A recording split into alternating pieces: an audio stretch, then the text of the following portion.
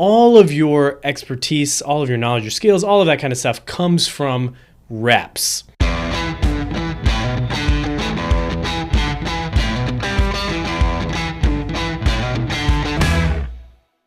Hey everybody, welcome to the Better Outcomes Show. I'm your host, Rafi Salazar, and this week we are talking about what it takes to build clinical or business expertise. And here's the long and short of it. Whether you're treating patients on a mat, in the clinic, in the OR, whatever it is, running a clinic as a business owner, as a manager, or launching a health tech platform or startup or software or something like that, the same principle applies, that all of your expertise, all of your knowledge, your skills, all of that kind of stuff comes from reps. So let's dive right in and kind of explore what I mean by that. So I was actually doing the other day, I sat down with one of our clinicians at the team here at the clinic that I run, a new grad, and he's kind of starting out on his clinical career. And we were chit-chatting about how things were going, yada, yada, yada. How do you like this? How are you finding this? What challenges are you coming up against? And he said something that kind of struck me because my answer was kind of automatic. And he said, I'm just having a hard time with XYZ situation, whatever it is, whatever clinical situation it is. And I said, oh, you're doing great. It really just comes at this point. That's what it was. He was asking about how he can get better in this specific situation with this specific clinical situation. And I said, you're doing great. You're on the right track. At this point, it's all about getting reps. And then I thought back about that and how widely applicable that advice is. Someone gave it to me when I was first starting out, and how much it applies not just to the clinical world, but like I said, to business, to leadership, to management, to launching a company and going from there. It's all about reps. And I think the big challenge people have, they graduate from school, maybe it's a clinical program, maybe it's a business program, whatever, and they still feel like they're quote unquote faking it until they make it, right? And I've kind of been on that road, right? I started out as a clinician, I was a professor for a while, I was a consultant for a while, and as a consultant, you're getting paid basically to give problem solve, right? You're paid to give advice. Fundamentally, that's what being a consultant is, taking your expertise and applying it to a client's specific situation, and trying to help them arrive at a solution. And even now in some of my work that I do with healthcare companies on the strategy side of things, a lot of the advice that I give now is different than it was 10, 12, 13 years ago. And it's simply because I've had repeated exposure to problems and have developed over time. I've gotten the reps of solving these types of problems. That's why we don't venture out too far, right? We don't get too far out over our skis for that very reason, that sometimes expertise can be very narrow, very targeted. So what I want to do in this episode is kind of break down the way I view this idea of getting reps to increase specifically expertise in a given area. We'll call it maybe a clinical area, maybe a business area, but your career, whatever, and how the importance of getting the right types of reps, the importance of understanding the game that you're playing when it comes to gathering these repetitions, and kind of the process that you can go through to make sure that every rep that you get is actually worth it, right? To use like a weightlifting analogy, that you're using the right form, right? You're targeting the right muscle with every rep that you get. So the main overarching goal here is to kind of talk about how to leverage the reps that you get. So school is just the baseline, right? It's your ticket to play. The key is repeated exposure, but reflection on that exposure. And that's kind of the big piece. And then I'll share a couple practical ways to kind of accelerate that growth, whether you want it to be as a master clinician or as a business entrepreneur, business owner, leader, etc. So I think the big thing to start with is just the foundation that you laid, right? Or the foundation that you come into the game with. So whether this is clinical education, whether this is a business degree, essentially when you start out in your field, whatever that is, It could be a clinical field. It could be administrative field. You're given some kind of baseline knowledge, right? Up to the textbooks that you read in school, the courses that you took. If you had a board exam to pass, I sit on the board for NBCOT, and one of the things that we always talk about when it comes to the exam is that the exam does not measure what an expert clinician should be doing. The exam, because board exams are really established to, or are there to test the baseline knowledge. So what is the minimally necessary knowledge a clinician needs to go out and safely practice whatever discipline, in my case, occupational therapy, right?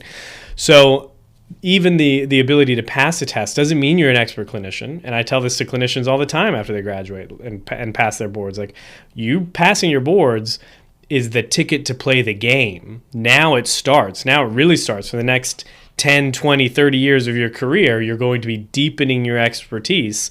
But it only starts when you pass the test and get into the room, right? You get into the room and then you start exploring.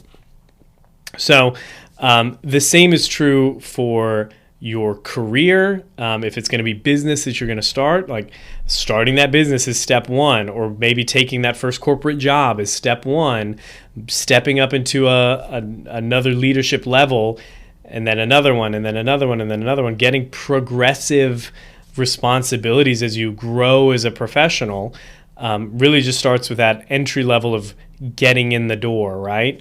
And then it is a matter of building upon the expertise with each subsequent position you apply for, or with each subsequent promotion or whatever, that you're getting more exposure to the problems that you're going to solve, to higher level problems.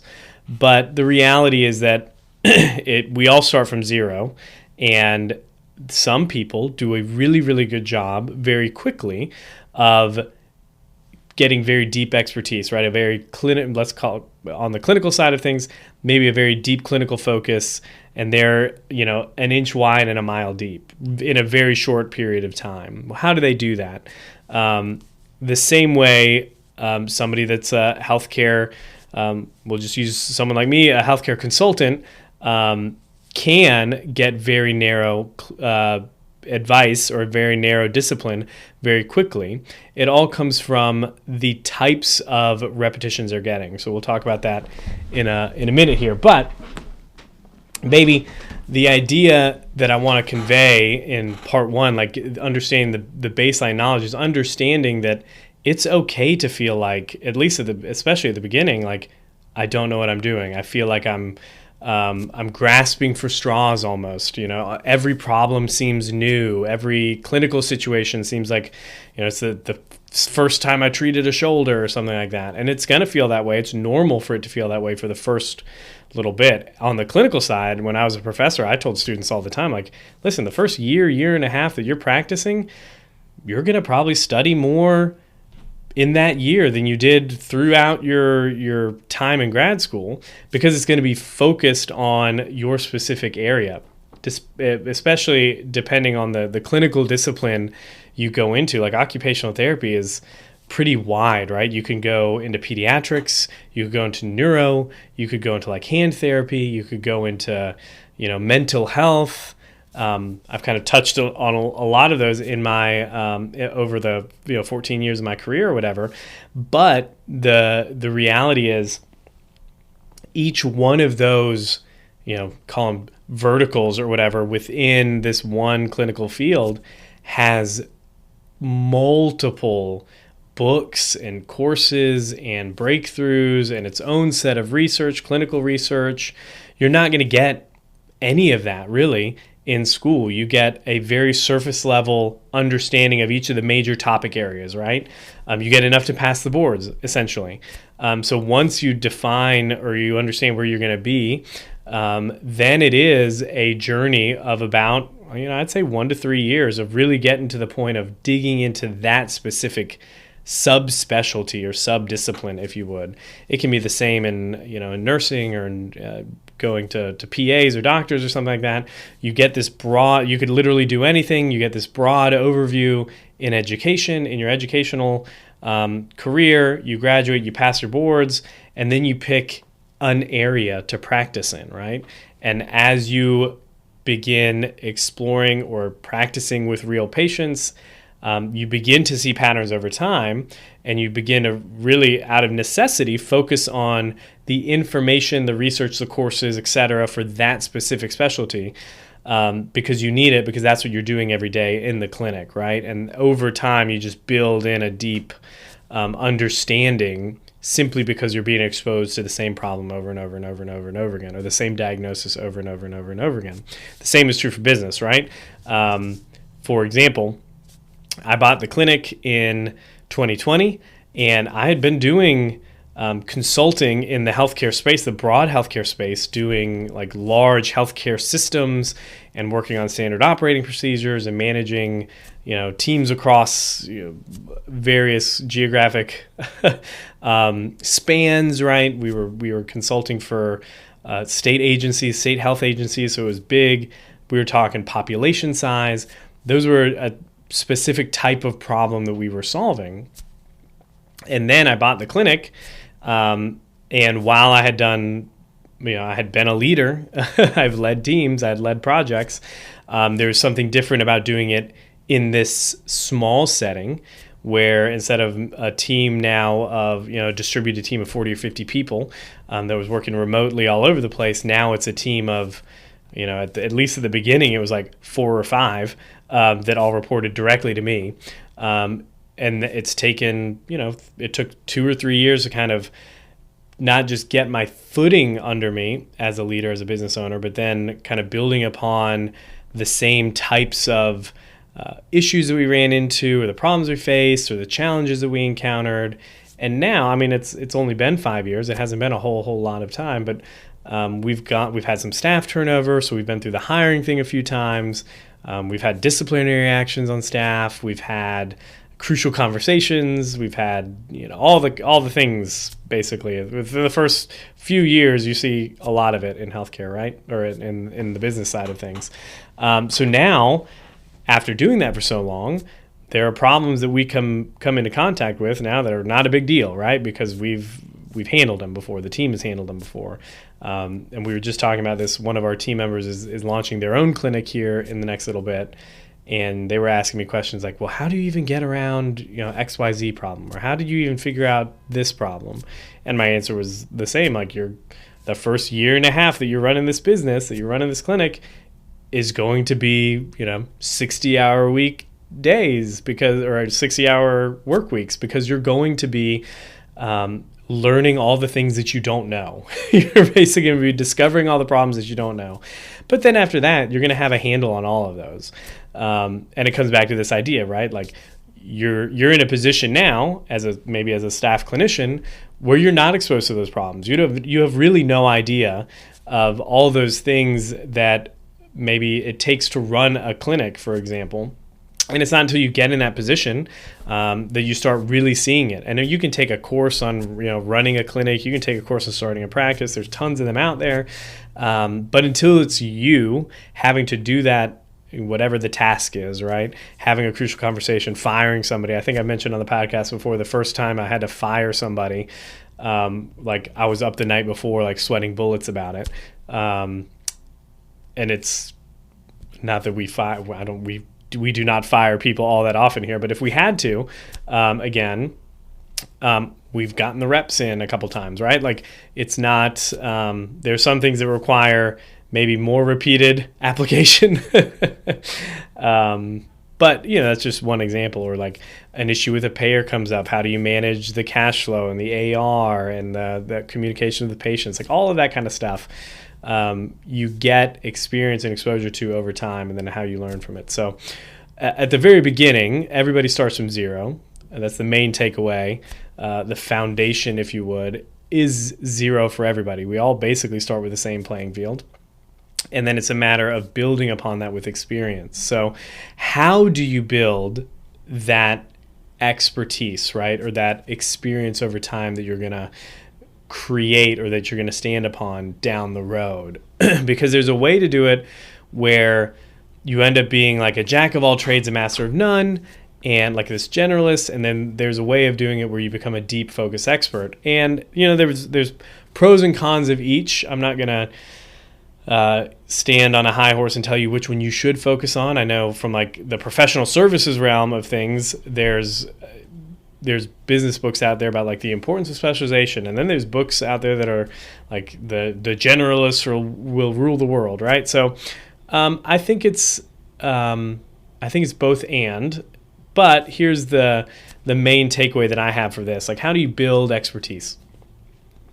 We're going to talk about let's say you want a specific specialization in the clinic, or you want to be a really good leader on the business side. So how you get those that deep expertise is quite simple if you think about it. It's almost like commonsensical. What follows from that, though, is how you put yourself in a situation to do it. So basic expertise I mentioned is the basic way you gain expertise or you grow expertise is really just a function of you're taking your knowledge and the knowledge you have, that baseline knowledge, and applying it repeatedly to similar real-world problems over and over and over again, right? That's the repetition part. And then reflecting on that so that you troubleshoot, what went well, what didn't go well, what can I do next time, and then taking those learnings plus the foundational knowledge and applying it to the next problem, right? Taking those learnings and your foundational knowledge and applying it the third time and the fourth time and the fifth time and the sixth time. That's how you build expertise, right? So if you wanted to be, I just listened to a podcast. It was Stuart McGill on Peter Attia's podcast talking about mechanical low back pain. And I was fascinated by the conversation. One, because I feel like everybody's got back pain, but so it's practical. But two, in hearing Dr. McGill's answers to the questions that were being asked, you could definitely tell that maybe he can do what I'm about to share here. Like maybe he can give you advice about mental health, for example. But the only reason he was on that podcast right then, and has, if you've explored any of his work, you see he is world renowned for mechanical low back pain. Why is that? It's because he has spent his entire career of 30 plus years focusing on researching, treating in the clinic patients with mechanical low back pain, right? So he's not an expert in mental health. He might be able to give you some advice on mental health, but you come to him with a low back problem, and he's probably the person that could tell you. And it was very apparent even in that conversation where Dr. Attia would say, this is what was going on. He had a disc herniation. This is what was going on. It was, whatever. These are the symptoms. This is how it felt. And before he was even done, Dr. McGill was like, and I can imagine it was on this side, and this is probably a symptom that you had, and it happened 2 years later, right? And then 2 years later, and he kind of goes into this huge exploration of this one specific example, and just the way that he's explaining it, you can definitely understand, he's probably seen this exact situation 1,000 times before. And it's because he did that over and over and over and over again that he is such an expert and world-renowned with mechanical low back pain, right? Like people think of mechanical low back pain and they think of Stuart McGill, right? The big three and all the those exercise and all that. It happened from repeated exposure to the same problem over and over and over again, and then building upon that over time. The same can be said about running a business, right? No MBA that you're going to get, no case study they're going to look at is fully going to prepare you, for example, for hiring your first clinician if you're going to run a clinic, right?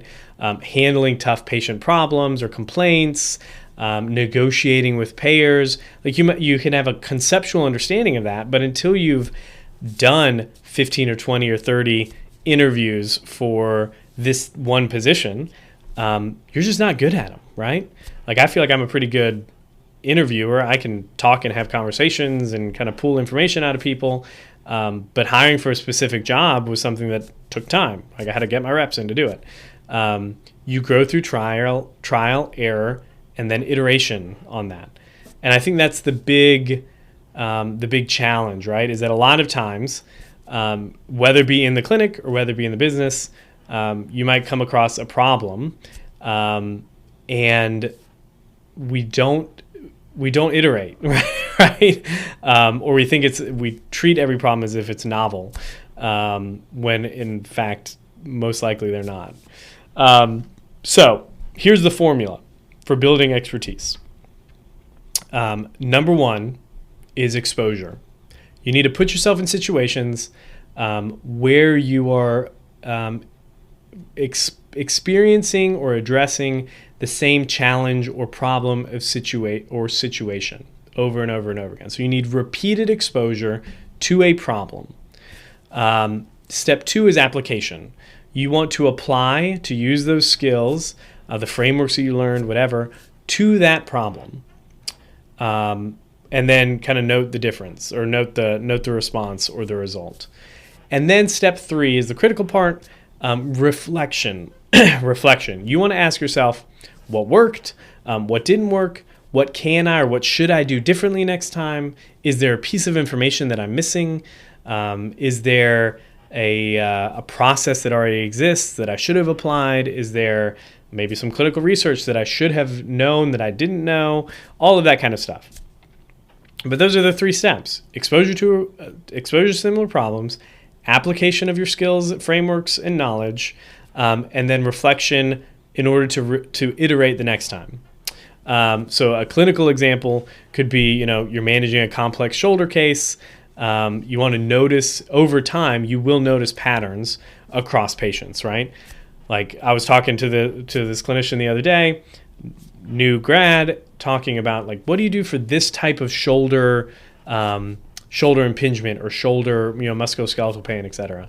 And one of the things that I said, like, well, I've been doing this for 13 years now, 14 years. Like almost every patient that I get with shoulder pain has some sort of periscapular dysfunction. It might not be the primary cause, but it's definitely involved, right? Because you've got the shoulder girdle, the four components of the shoulder complex, right? You got the AC, the SC joints, you got the glenohumeral joint, and then you got the scapulothoracic joint, or scapulothoracic gliding mechanism, however you want to call it. And there's 17 muscles that attach to originate from or like pass over the shoulder blade. So there's just a lot there that can go wrong. And after seeing, hundreds or thousands of shoulder patients over the last 15 years, 13 years, I just know it might not be the primary cause, but there's research out there now that validates it. A lot of shoulder impingement has periscapular involvement, whether it be, secondary to the original injury. A lot of times it's like guarding or whatever. What do we call them? Maladaptive motor patterns or protective mechanisms.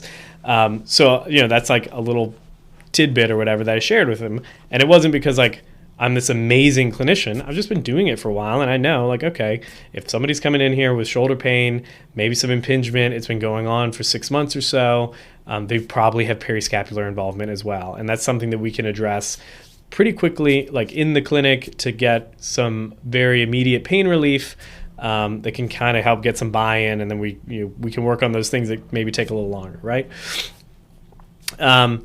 And that's just an example on the clinical side, right? On the business side, it could be running a marketing campaign or something like that, like launching your first marketing campaign for a product or a service or something like that. You need to go back and you look at the data. What worked? What flopped? What do you tweak next time? I use the example of digital marketing, because when I was coming into healthcare consulting, that was I think there are still big digital marketing firms out there that are targeting healthcare providers, but it's we'll run your Facebook ads or whatever.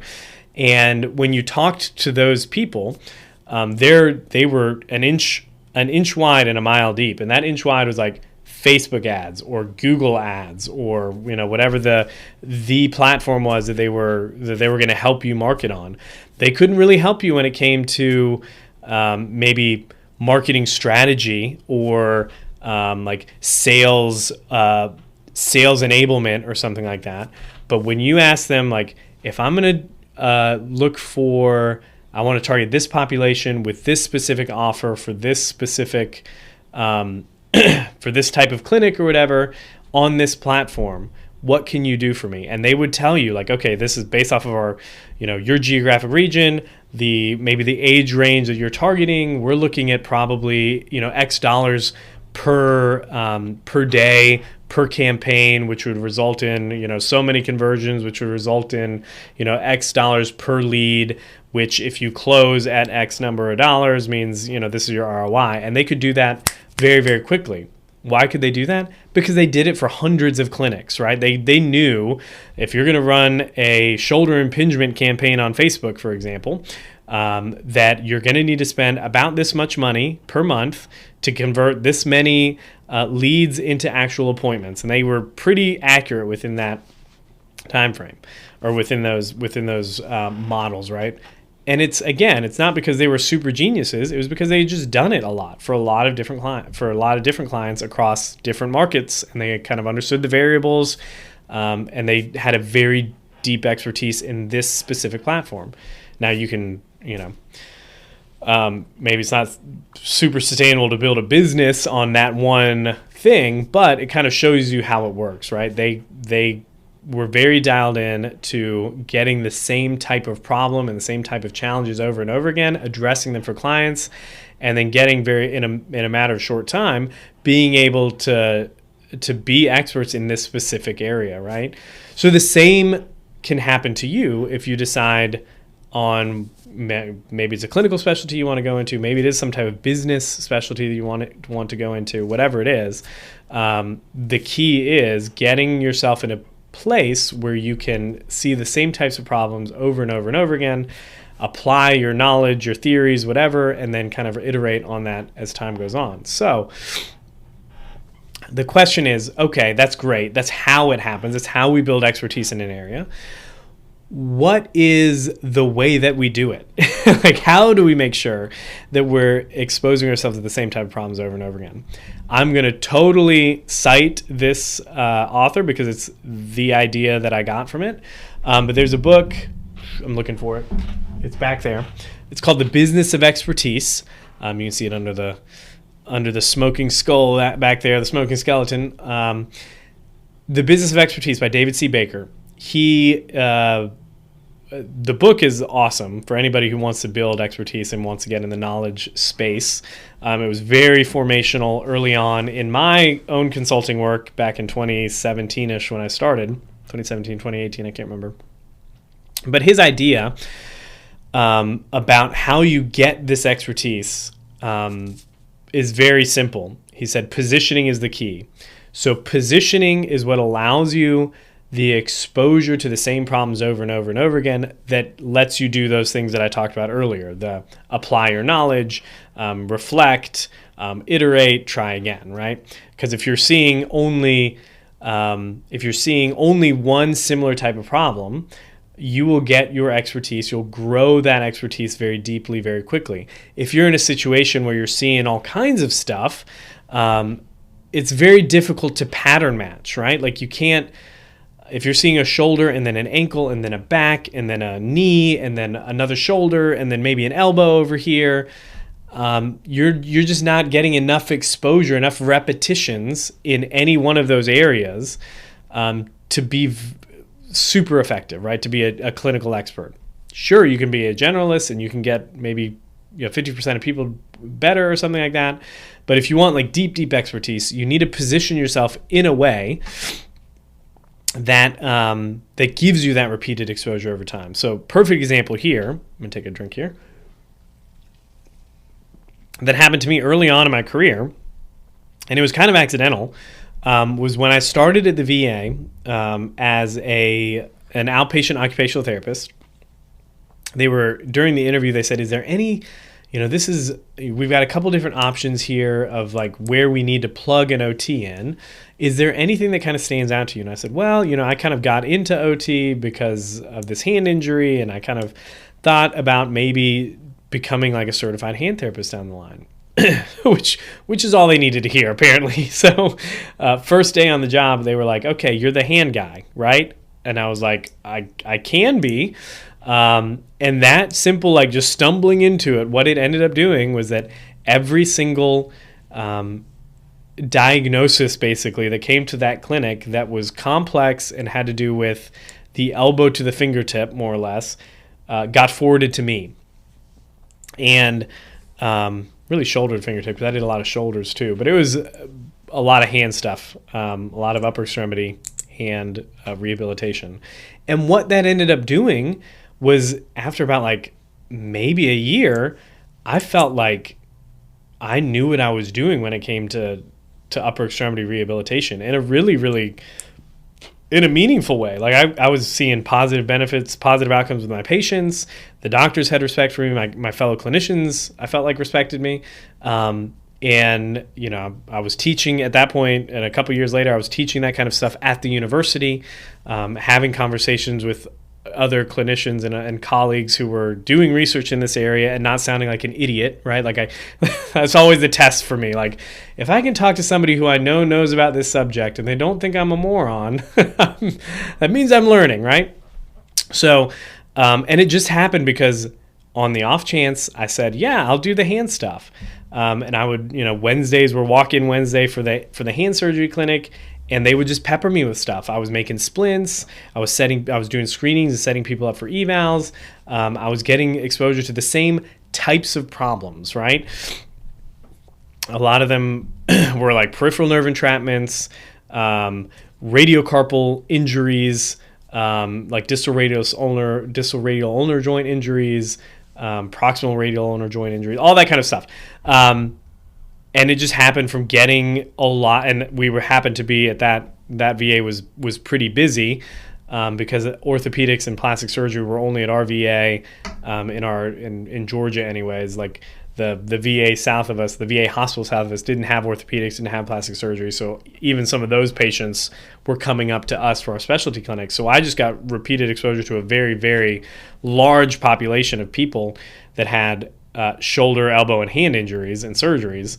So after, you know, a year and a half of doing, you know, 10 to 12 patients a day, you're talking, you know, 50 weeks a year, you know, that's what, it's 10, so 50 a week times 50 weeks a year. It's just a lot. Like it just adds up. And even now when I sit in the clinic and talk to other clinicians and stuff like that, like that knowledge hasn't gone away. I still have it. I might not be as up to date with some of the more recent surgical techniques and all of that. But I imagine if I'd stuck around, if I had gone and gotten my CHT exam or gone and taken my CHT exam and then had to keep up with all of that, you know, I'd be in there just with the, you know, just as well as the other CHTs. Now I didn't do that, so now when people ask me, I'm like, oh yeah, I've experience doing that. I wouldn't consider myself a hand therapy expert by any means now. It's been a while since I've been like 100% in the clinic all the time doing that. But again, I've been in that situation before. I've done it once, so it gives you confidence to go back in there again. Like I could totally go back into a clinic again, and I would probably require some studying, some upkeep, some getting back into the swing of things, knocking the dust off, right? But I've already been through that process once. You could do it again. And that's the beauty about understanding how you build expertise, because once you've done it in one area, you can do it in another, and then another, and then another. And I think that's very important, to feel that confidence in whatever work endeavor you're doing, whether it be clinical, becoming a clinical expert, or in a business sense, you know, becoming a better leader, becoming a better business owner, all of those types of things. It gives you a fair amount of confidence to understand at least the processes you have to go through. Because I think a lot of people they kind of fumble through their careers.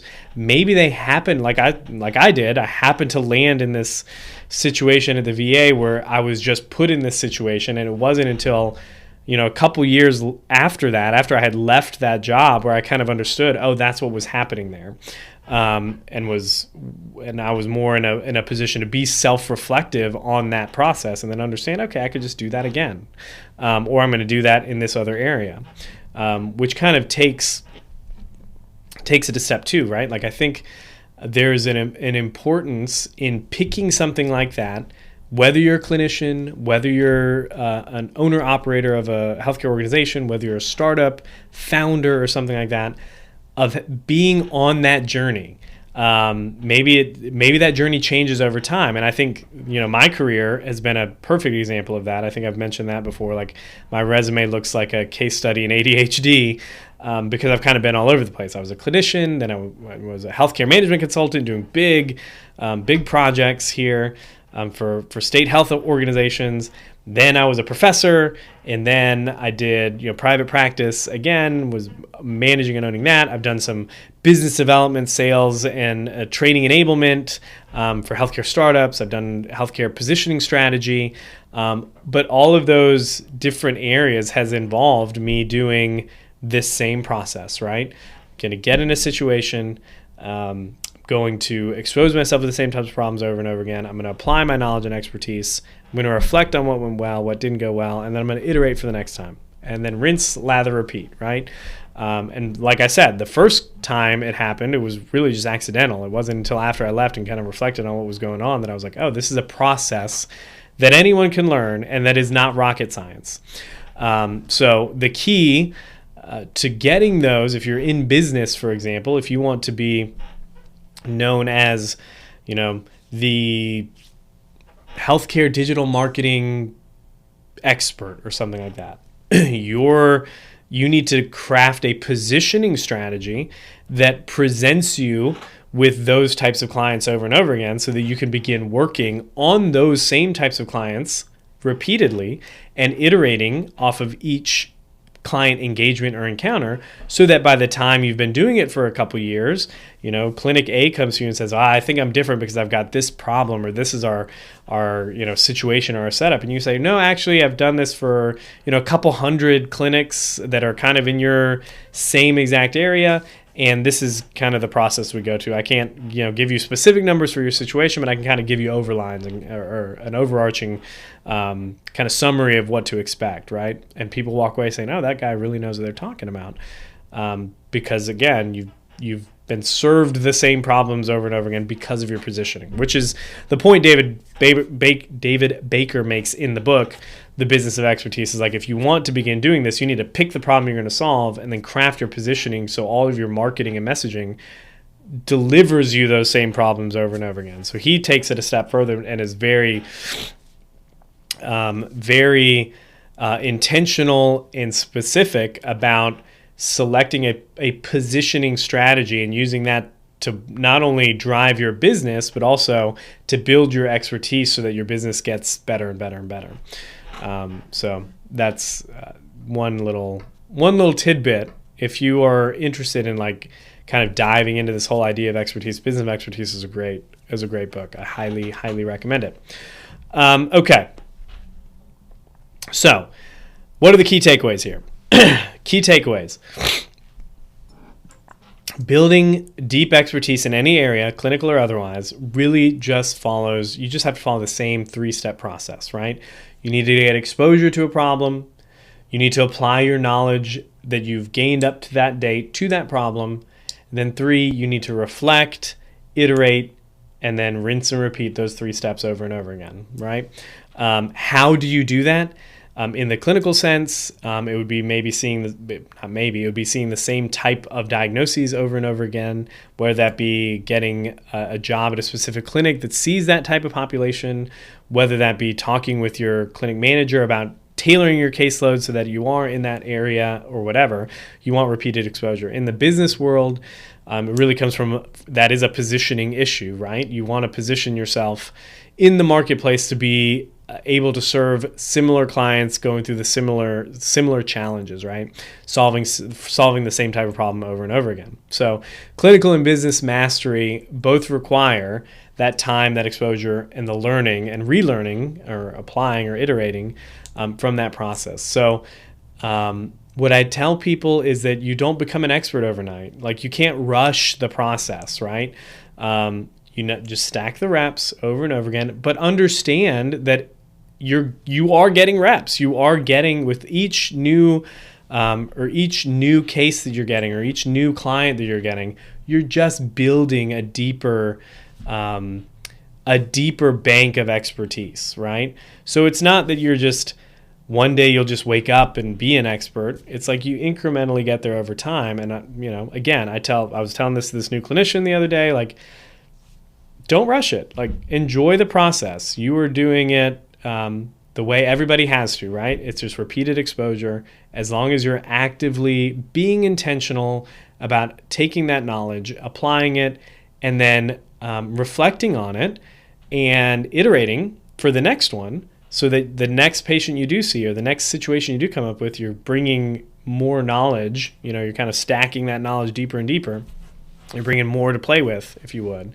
So anyways, those are that's what I got for this week. So high level, you need to put in the reps. We need to put in the reps. So if this is a topic you like and maybe you want to learn more of, maybe you want to chat about it more, shoot me an email. me@raffisalazar.com is my email address. I'm always monitoring that. I'd be happy to respond. If you want to go into it deeper for maybe a second show or something like that, again, shoot me a message and we'll get on that. Anyways, that's all I've got. So until the next time, folks, be safe, be healthy. I'll talk to you then.